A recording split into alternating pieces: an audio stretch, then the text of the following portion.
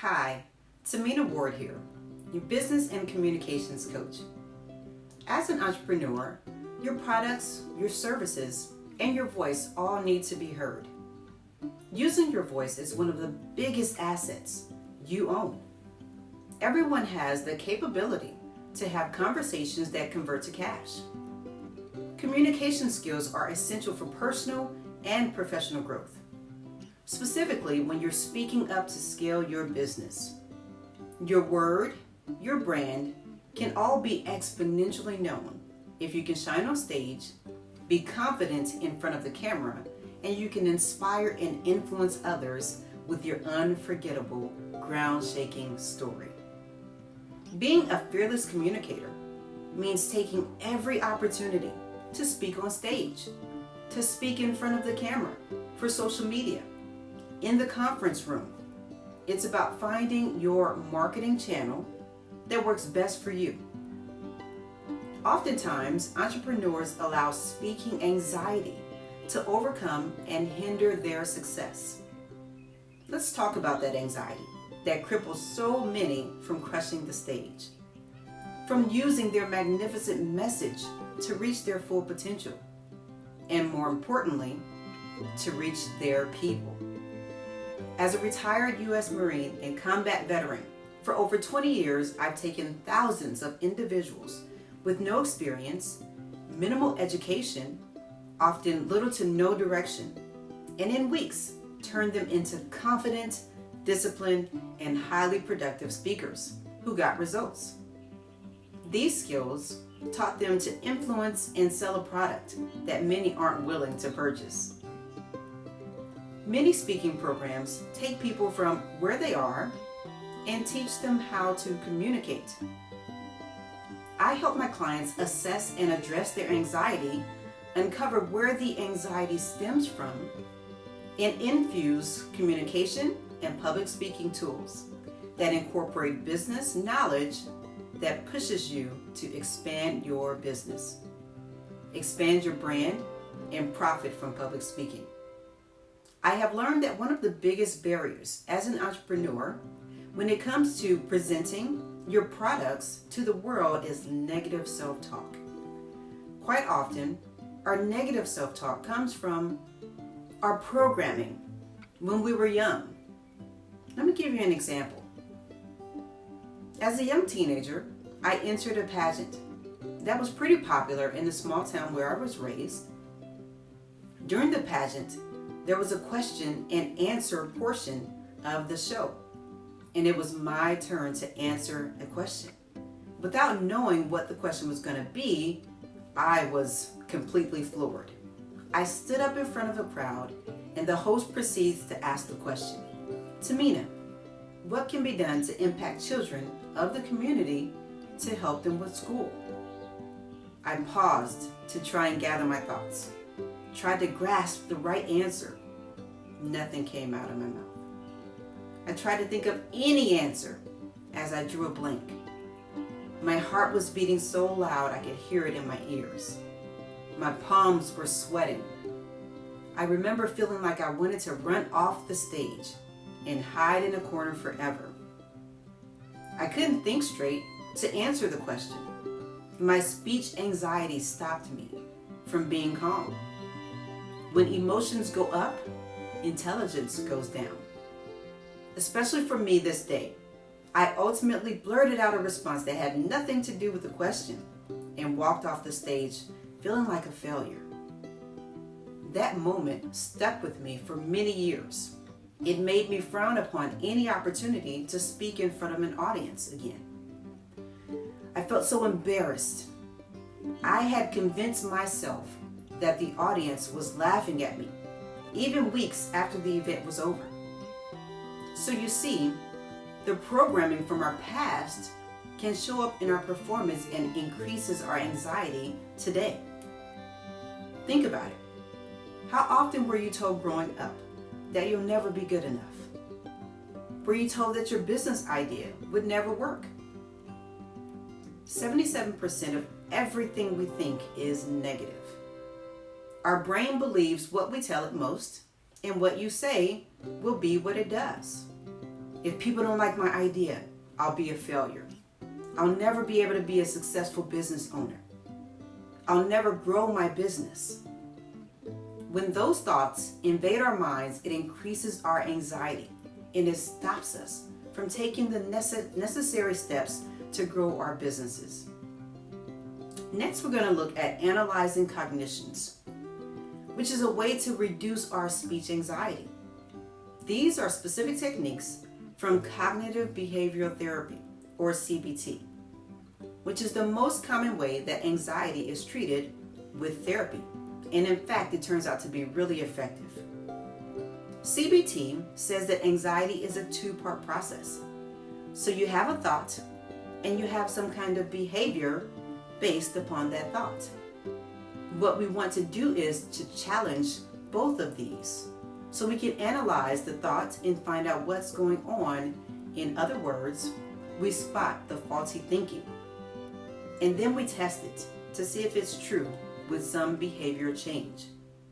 So for example, if you have social anxiety and you hate doing a live show on social media, we might look at what's going on and challenge the thought by asking, why are you having the thought? The reason is that I believe I'm going to say something silly. And because of that, I will be humiliated and I'll never be able to show my face on social media again.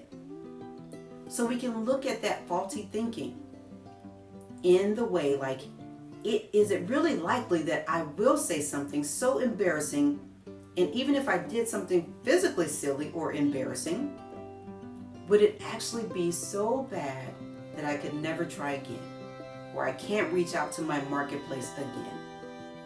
Then we go out and we test the thought by doing a live recording or a show.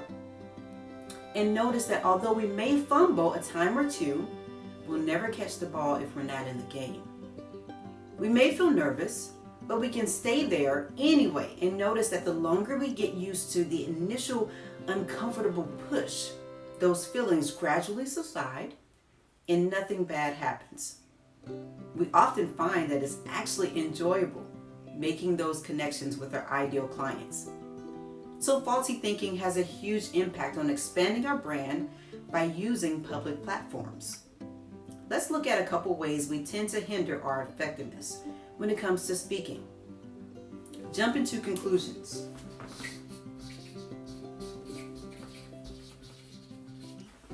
Jumping to conclusions is assuming that the worst is going to happen before it does.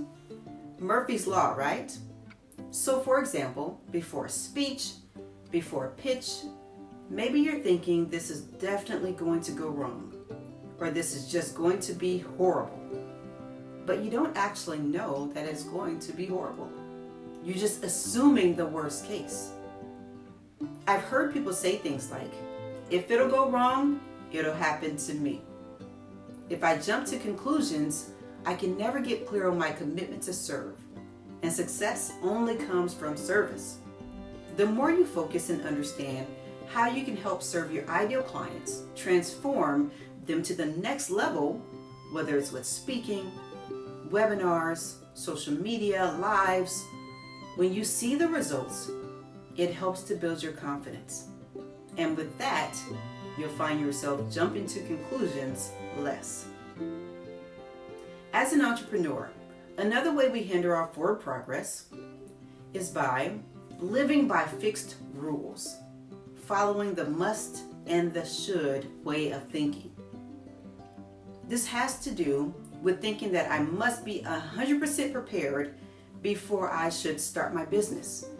Or if I'm not ready by society's standard, I should just wait. You have to own a winner's mindset without the full blueprint, stepping out on faith. Do not wait. Any good coach will tell you before you start or think that you're ready, you learn by taking action. The purpose of learning is mastery. You cannot master without doing. What is mastery? It's performing something at a high level without the use or dependence of resources. I can sell my product with my eyes closed. Not only sell it, I know the tactics, the strategies, and principles behind my product. I understand how my product or services will serve the marketplace at the highest level. That is the level you want to be comfortable with when delivering your pitch, when explaining your why, and captivating your audience. There are 3 ways to learn. We learn from a teacher.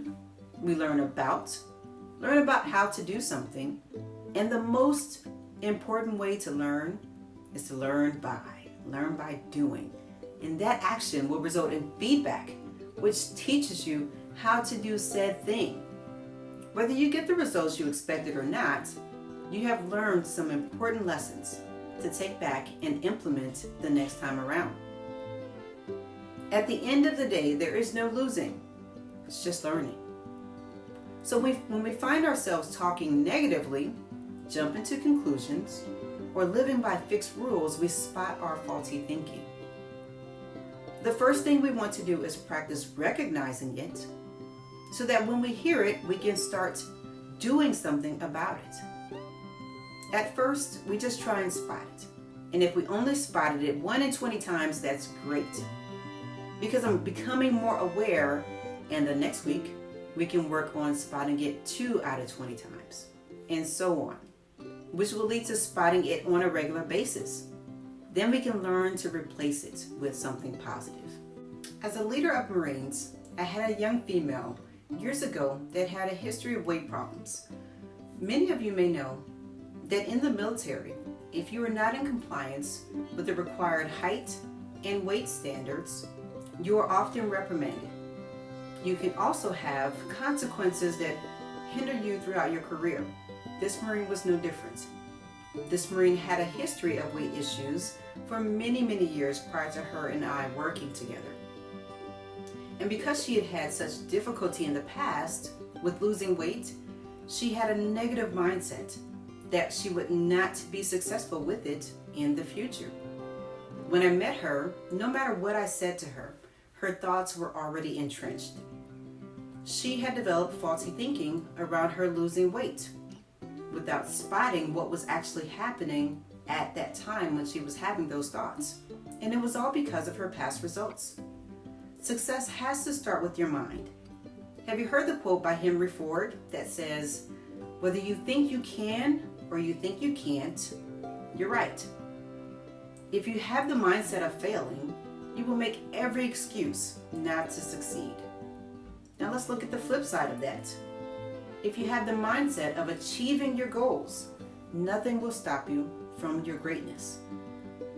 On top of helping that young Marine with a healthy strategy for weight loss, I had her write down every time that she had the negative thoughts come to her mind that she could not lose the weight. And when she had that thought, I had her replace it with a positive saying that she could and that she would. So every time she doubted herself, she'd be intentional with her thoughts. Over time, she walked away with a positive mindset, and she also had success in getting to a healthy weight that she desired and that she needed to be successful in the Corps. Getting on stage, delivering your content, your signature talk, your pitch can all be done when you get to the root of the speech issue.